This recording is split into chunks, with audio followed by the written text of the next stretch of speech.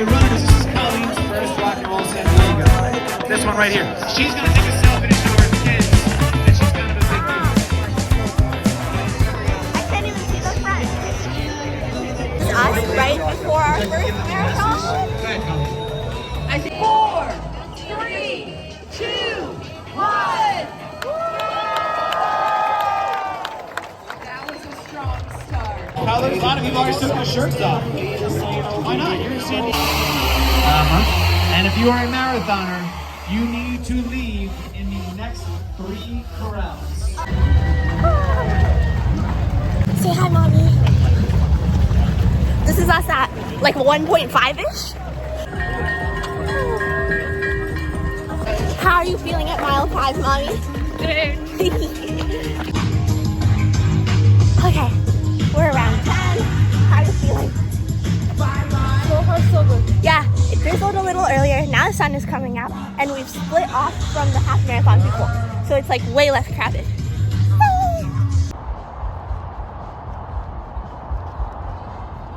Say hi, Mommy. Say hi, Dad. What did we just pass? 13.1. 13.1. Yay! Halfway done. Okay, Mommy. Just past mile 15. How are we feeling? Feeling alright. Tired. A little bit tired. Yeah, we're just walking now. We're approaching SeaWorld though. Look, there's SeaWorld. We have to run all the way there, cross that bridge, then all the way somewhere over there. It's a long way to go. 11 miles, woo!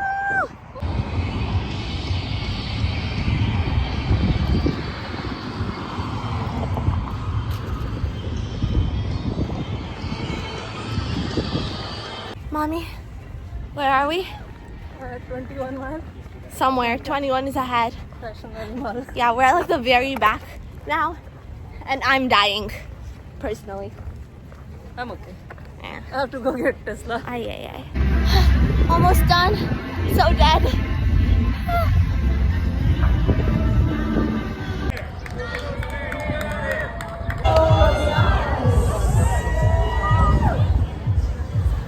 Smile, Mommy. We just finished. Yay, we're home. We're home and dying. Well, not as much as I was during the actual race. Okay, this is our post-race recap before we forget everything that we did. So like our advice. Okay, starting off in the morning, wake up earlier than you think you should, because we woke up at 4 and we're out by like 4:45, and we're there like 5:15, which is like an hour before, but that was not enough time. Just go sooner. Oh, and go to bed earlier because we did not go to bed soon enough the night before. Go to bed. Get parking before. Oh, yeah. Reserve parking. So we didn't do that. Reserve parking, like, as soon as it opens. I don't know when it opens, but we only started looking at stuff the night before. So reserve parking, like, as soon as, whenever that opens. Like, check a week in advance and keep checking so that you can reserve the closest parking spots. So that you don't have to do what we did, which is drive around looking for parking. And then, Mommy, you parked so far away. Yeah, if possible, park at the finish line, not the start. We were close to like start, but still it was far because we didn't plan. We didn't pre-booked parking. Yeah. So yeah, that's that. Yeah. About the Oh, parking. and for the first time marathon runners, you have to pick up your bib the day before. Any runners? Yeah, any runners. But like I figure other runners would know. Yeah. We didn't know that. We didn't even start looking at info till the night before, which is our mistake. But yeah, definitely go to, there's like an expo for all the rock and roll marathons where you have to pick up your bib and your shirt and everything. And it's the day before and also like 2 days before. So yeah, do that. But if you do miss it, our marathon had this, and I think potentially all of the rock and roll marathons have this. There's a solutions tent the day of. It's like a tent that says solutions. And what we did is we went to that tent and we just crossed our fingers because we had seen other people's like comments about the tent. And you can go there and pick up your bib. And we didn't have to pay anything. I know people have mentioned that at like the Las Vegas marathon, you have to pay like $20 or something. But I don't know. I feel like that's worth it to be able to run the marathon that you've trained for. So yeah, we picked up our bib. And then we went to the bathrooms, which were very yucky. And one thing, the bathrooms at the start had toilet paper, but every single bathroom on the course after that did not have toilet paper. So luckily, we had stuffed some tissues in like the fanny pack that we were taking, and we just used those as toilet paper. We didn't even bring them for that. We brought them like in case our noses were sniffly, but we ended up luckily using them as toilet paper. So definitely bring paper or like a little packet of wet wipes or something, especially if you're doing the marathon where you're probably going to need to use the bathroom at least once. So that, and then the other thing, the race doesn't actually start at 6:15. The first corral leaves at 6:15, and then they wait like 1 minute or like 2 minutes or something to release every next corral. We were in the last one, which was it says on your bib right here, so it says for this one 16. So that meant we did not start running until like 16 minutes after the start. So we started around 6:30 instead of 6:15. So if you're like rushing around trying to go to the bathroom, and if you're in a later corral, then you might be able to have some extra time. So yeah, then we started running, and the first half of the race was really nice. Like we were just going through, there were people giving out like drinks everywhere and donuts and water and so much cheering and so many people, and it was really nice and chill, and we didn't even like realize we were running basically. And then we separated where the marathon and the half marathon separates. All of a sudden it becomes like silent and lonely and like barely any people running because a lot of people run the half. This is for San Diego specifically, San Diego Rock and Roll Marathon. So yes, then when we started running the half, or not the half, then when we split from the half and were running with just other full marathon runners, it was very quiet. It was kind of nice. It was more hilly than we expected. And then, then we just ran. And we were pretty fine. We took a lot of snacks with us, so we were snacking along the way. We had like fruit bars and like protein bars. And luckily, like mommy carried this the whole time, but like a fanny pack with everything in it and like our AirPods. And she had her phone. Oh, hi, Taffy. Hi. So that was good. And then they ran out of bananas at the banana station. There was like one banana station for some reason. Yeah. And then what? Then we ran through some random streets. And then when we hit mile 19, I just started feeling so awful. Like I was gonna like throw up or just like quit. But then I like pushed to 20, and then 20 to like 23 was also 20 to 24 actually I'd say was also really bad. Yeah. It was just, there's this like highway to hell, which is actually not the steepest hill you go up. Like you go up steeper hills earlier, but it's on the like highway, and it's just so long and like inclined enough that you're definitely feeling like you're going uphill, and there's no shade whatsoever. Luckily it was like cloudy and it like drizzled earlier in the day for us, but it was still really bad. And like at the top of the like highway to hell thingamabob, there's like a photo op with like a bell, and I was like, I can't even walk over there to ring the bell, like the extra 5 steps, because if I do any extra walking, I will like not be able to do this. So we just walked past it. Like I didn't even record or anything over there. Yeah, I wanted to take my picture, but Shreya was adamant. I was dying. Yeah. It was really not good. Like I was genuinely considering that I wouldn't be able to finish. And then I was like, no, because if I don't finish, I'm going to have to go run all of this again. And at this point, like we could see, like around mile 24, we started seeing like the very back of the pack. Like there was like a bunch of trucks and like the last people running. And then right around mile 25, so this black van that said, what did it say on it? Like rock and roll. Trail. No. Tail. It was the tail. Yeah. It was like the race tail or something. Like it's like a black van, a sketchy black van with a little thing on top that says like marathon race tail. And we had seen it like driving back and forth past us again and again. for a long time, and we were so confused what it was. Then finally around mile 25, we became the very last people in the race, like nobody behind us.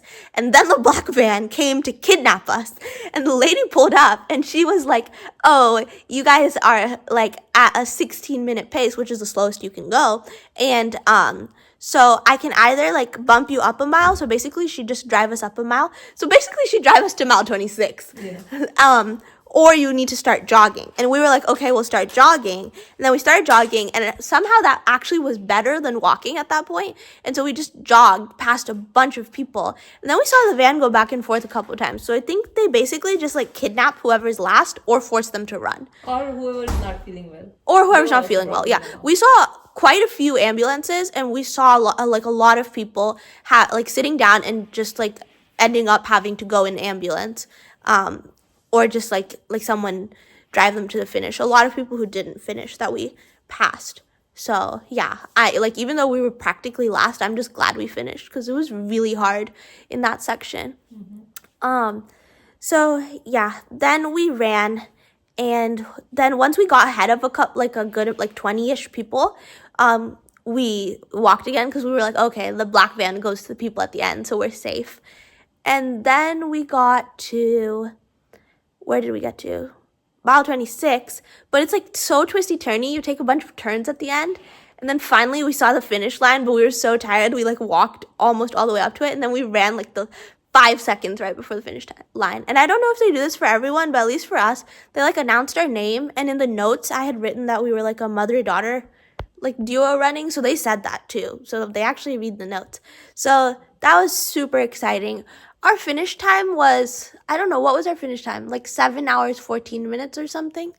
It said like 7:44 there, but because we started, did we start 30 minutes after the start time? I don't know. Our Stravas said something around 7:14. I'll check and see. But we just finished. That's all we wanted to do. And then getting out from there was also quite hard because we didn't go to the big pickup the day before. We also hadn't got our shirts. So then I walked to like the finish party or whatever it's called to get our shirts. And they also had like free drinks, but we didn't get those because we were very tired. And then getting an Uber was so complicated because there was so much traffic. But we eventually got an Uber to the car because it was like an hour walk away, right, Mommy? Mm-hmm. Yeah, way too long Yeah, it was our walk. to walk. So we got an Uber to the car, and then, yeah. So much traffic, so Uber took forever. Yeah, it's hard to find too. And then when we got to the car, we drank a bunch of water and ate sandwiches that we had packed beforehand, because like they say like you're supposed to like eat and drink a bunch like immediately in the hour after running, because like that's when your like body is like most primed to like intake energy or something like that. So we did that, and then we came back here, and we were very, very sore, and just walking 2 steps is a big struggle. But we did it! Yay! So that is all of our advice. Drink lots of water, go early, reserve parking, bring tissues for the bathrooms, get your bibs in advance. And I also think we should have gone slower in the start, in my opinion. Potentially. And honestly, the biggest piece of advice is just don't run the marathon, run the half, because that looked way more fun and way more pleasant. Yeah. So yeah.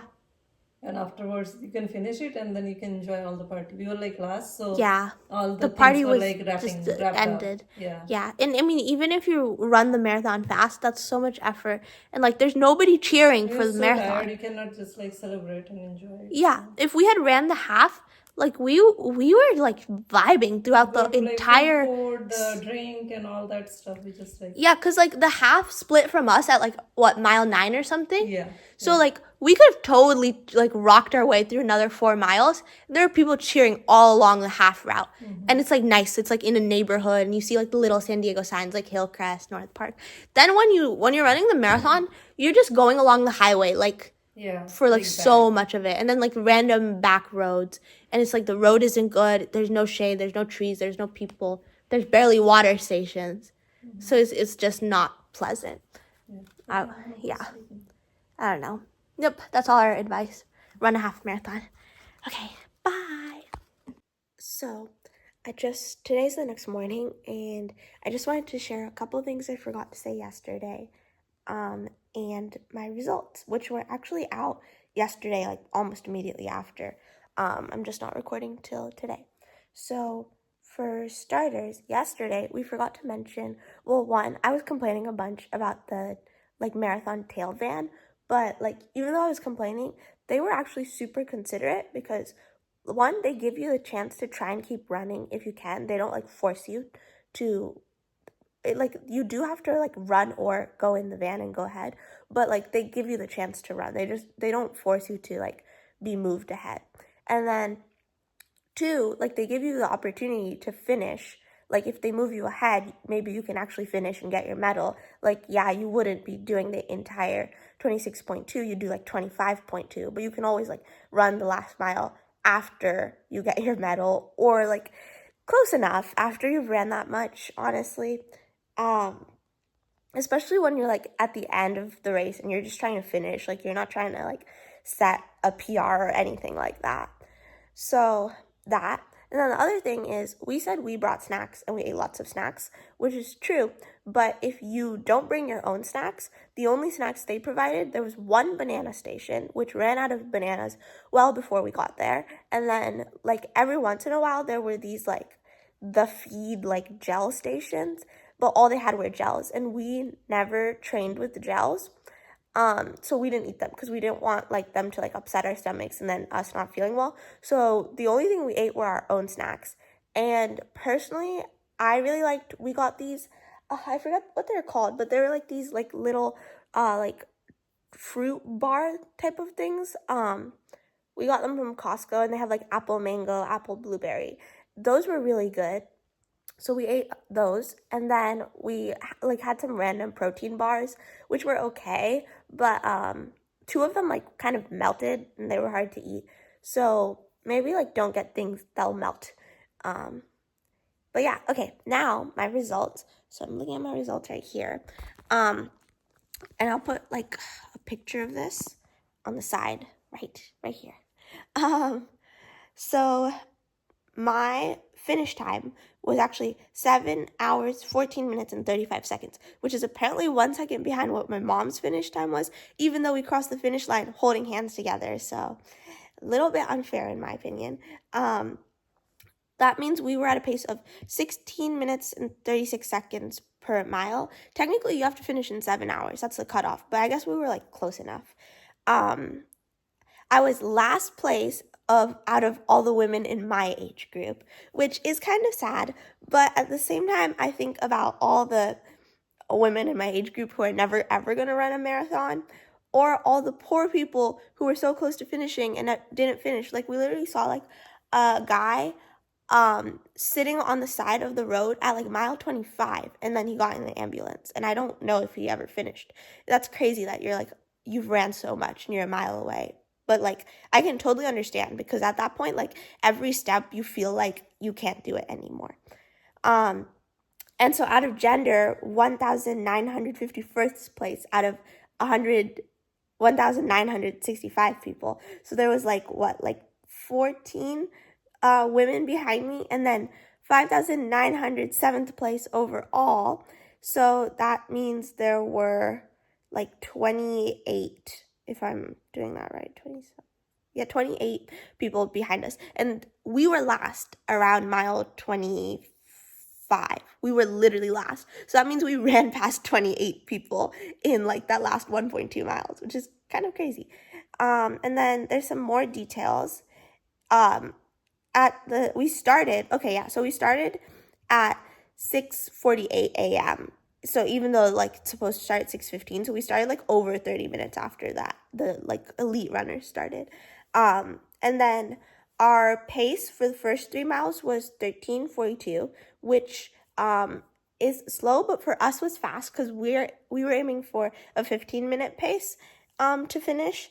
And then at 6.1, we were around 15. Then at 13.1, we were still around 15. And see, this would have been great if we had ran the half, because we were still feeling wonderful. And we were like we could have probably gone a little bit faster if we were only running 13.1. Like, we took like a picture at the sign, and I was like still happy at that point. And then at 17.2, we slowed down to 17:27 because we were tired and we were walking along the highway, like on the way towards SeaWorld. And it was just very unpleasant area, and we weren't like dying, but we didn't really feel like running. And then at 20 miles, where our pace is 19, I'm actually surprised it's not slower because I literally was like sitting down and then like could not, like was just dragging myself at that point. And then we actually get a little faster towards the finish, and our pace becomes 18:37, and that's probably because at like between 20 and 26, we like ran sort of like from 25 to 26 because of the van. Yeah, so we started, like it says 6:48 a.m. That's when we started, but really we were waiting from 6:15 a.m. and we finished at 2 in the afternoon. We didn't get to our car probably until like 2:30 because of all of the traffic. So like if you think about it, we woke up at 4 in the morning and started getting ready to go there and like doing stuff. And we didn't start driving back from there until basically like 2:30.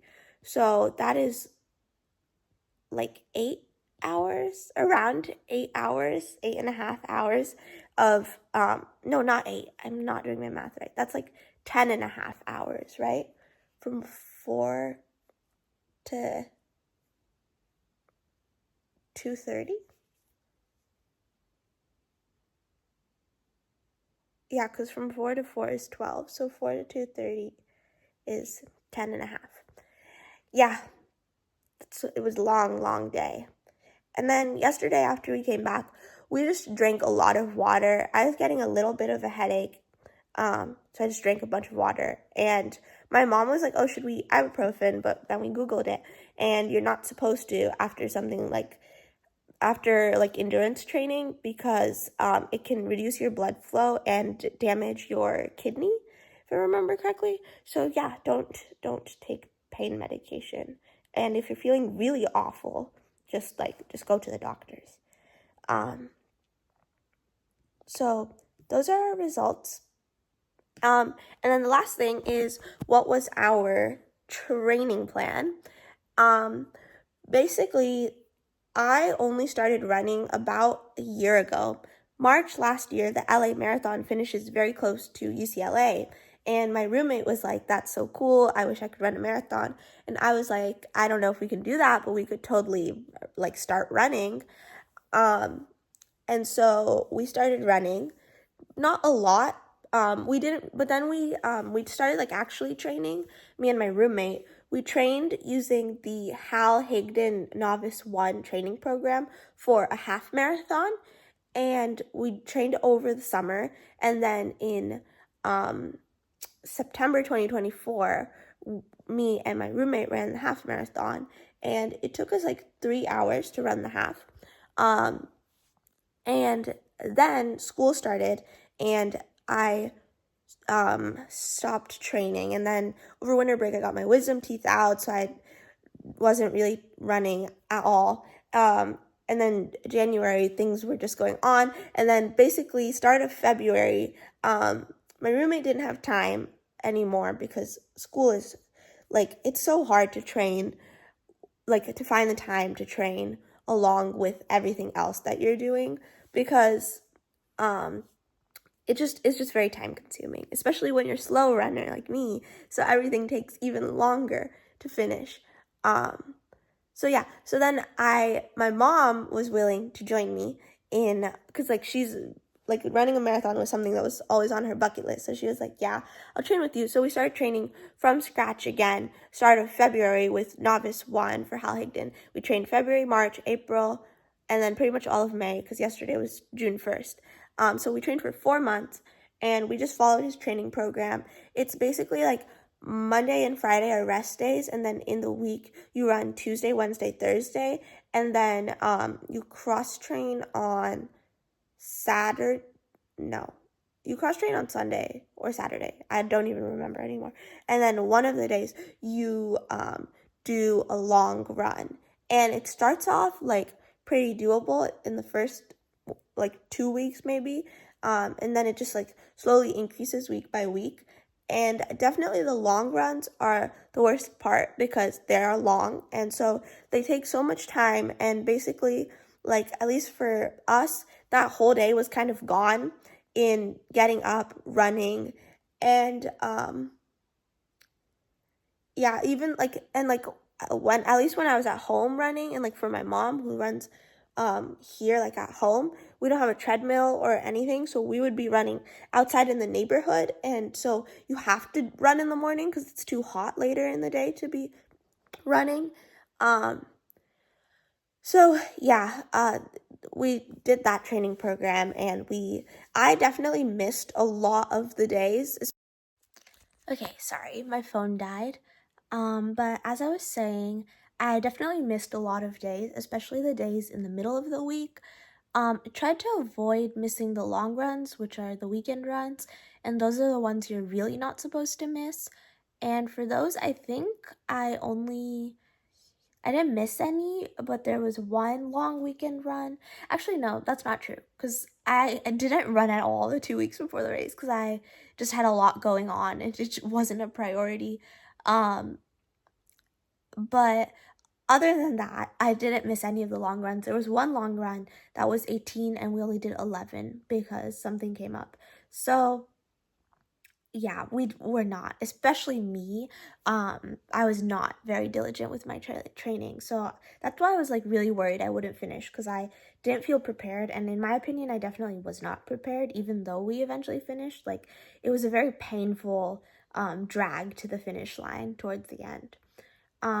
But while my phone was charging, I was looking at some like news articles about the race, and turns out there were 31,000 people at the San Diego Rock and Roll Marathon this year, 2025.